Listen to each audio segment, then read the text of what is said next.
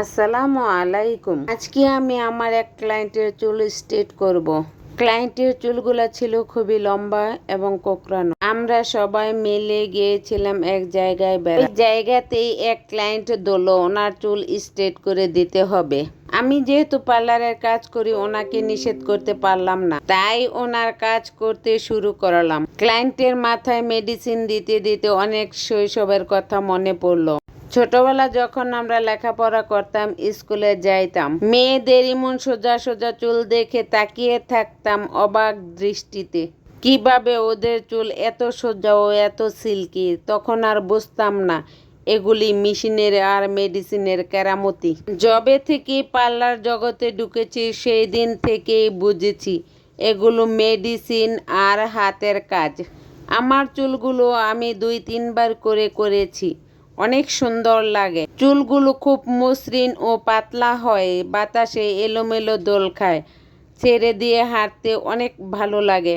আজ 1-1.5 বছর ধরে আমি চুল স্ট্রেট করি না। আমারগুলো করার তেমন ইচ্ছাও জাগে না। স্ট্রেট করতে গেলে অনেক পরিশ্রম হয়, দীর্ঘ সময় লাগে।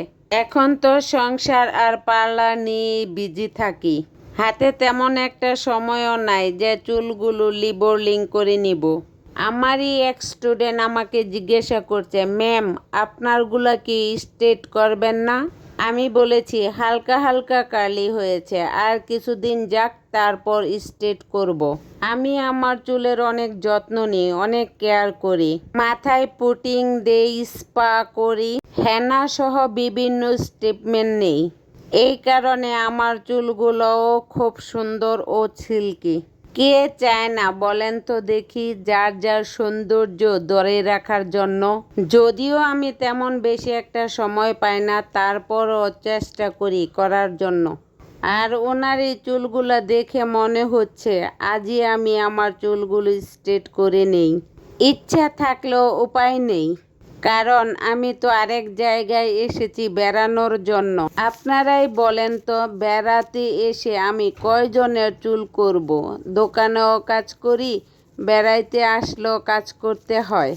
তবে ওনাদের নিরাশ করিনি, আশার প্রদীপ জ্বালিয়ে দিয়েছি। নেক্সট টাইমে যখন তোমাদের বাড়িতে বেড়াতে আসব তখন অনেক মেডিসিন নিয়ে আসব, যাতে করে তোমাদের সবার চুলই সুন্দর করে স্ট্রেট করে দিতে পারি। ওরাও আমার কথায় রাজি হয়ে যায়। ওরা বলে, জি ম্যাম, আপনি যেদিন আসবেন মেডিসিন অনেক বাড়িয়ে আনবেন।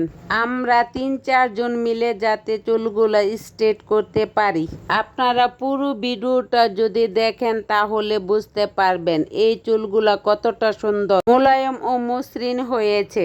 ও আপনাদের তো বলতে ভুলেই গিয়েছিলাম, ওদের বাড়িতে এত সুন্দর সুন্দর লটকন ধরেছে যা বলার বাহিরে।